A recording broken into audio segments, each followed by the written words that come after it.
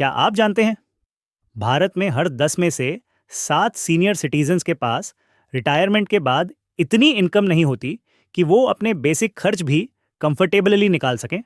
सोचिए, जिंदगी भर मेहनत करने के बाद भी अगर रिटायरमेंट में पैसों की टेंशन बनी रहे तो कितना मुश्किल होगा। लेकिन अच्छी खबर यह है कि थोड़ी सी प्लानिंग और सही इन्वेस्टमेंट से आप अपनी जिंदगी के सुनहरे साल को वाकई गोल्डन ईयर्स बना सकते हैं। दोस्तों, इस वीडियो में मैं आपको बताने वाला हूं 4 ऐसे जरूरी फाइनेंशियल टिप्स जो हर सीनियर सिटीजन को फॉलो करने चाहिए। This channel does not promote or encourage any illegal activities. All contents provided by this channel is meant for educational purpose only. Retirement के बाद इनकम सोर्सेज लिमिटेड हो जाते हैं। इसी वजह से इमरजेंसी फंड बहुत जरूरी है।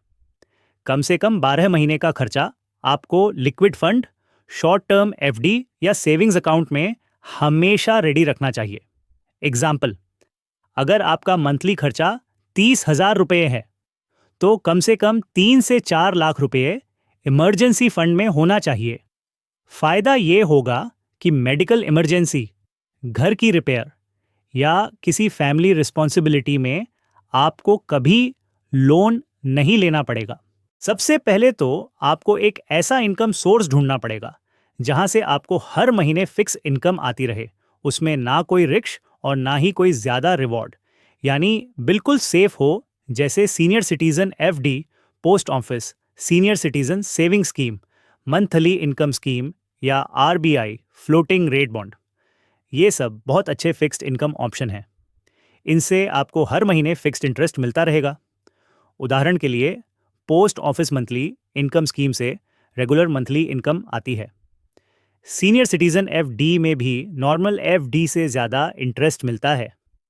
इनसे आपको मन की शांति मिलेगी, क्योंकि हर महीने फिक्स्ड पैसे आपके अकाउंट में आएंगे। तो अब सबसे बड़ी गलती जो बहुत सारे लोग करते हैं, वो सारा पैसा एफडी में डाल देते हैं। लेकिन दोस्तों, इन्फ्लेशन यानी महंगाई हर साल 5 से 6% से बढ़ती है। एफडी से मिलने वाला इंटरेस्ट इसको बीट नहीं कर पाता। इसलिए पैसे का एक छोटा हिस्सा म्यूचुअल फंड्स में लगाइए। सीनियर सिटीजन्स के लिए सबसे अच्छे विकल्प हैं डेट म्यूचुअल फंड्स और कंजर्वेटिव हाइब्रिड फंड्स। ये फंड्स कम रिस्क वाले होते हैं और रिटर्न्स एफडी से अच्छे मिलते हैं। जैसे अगर आप 10 लाख रुपए एक हाइब्रिड फंड में 7 साल के लिए लगाते हैं तो यह आसानी से 15 से 16 लाख तक ग्रो कर सकता है, जबकि एफडी में यह लगभग 13 लाख के आसपास ही रहेगा। इससे आपकी वेल्थ इन्फ्लेशन को बीट करेगी और आपका रिटायरमेंट कॉर्पस धीरे धीरे बढ़ता रहेगा। रिटायरमेंट के बाद जो सबसे बड़ा खर्च है वह है मेडिकल एक्सपेंस, जिसके कारण लोगों का घर तक बिक जाता है।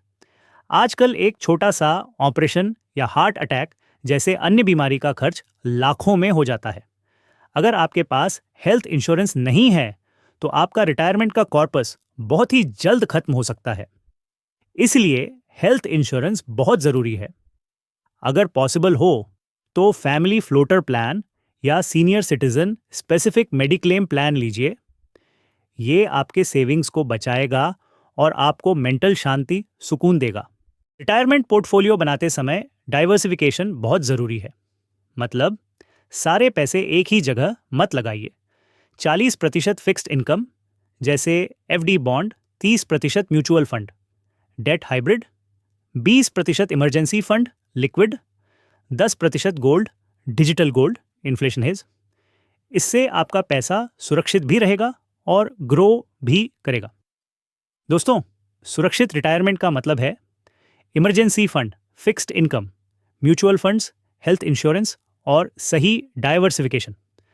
अगर आप इन 5 स्टेप्स को फॉलो करते हैं तो आपकी रिटायरमेंट लाइफ टेंशन फ्री और फाइनेंशियली इंडिपेंडेंट होगी।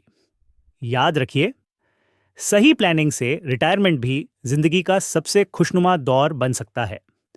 अगर ये जानकारी आपके लिए मददगार लगी तो वीडियो को लाइक करें, चैनल को सब्सक्राइब करें और इस वीडियो को अपने माता पिता और दोस्तों के साथ ज़रूर शेयर करें।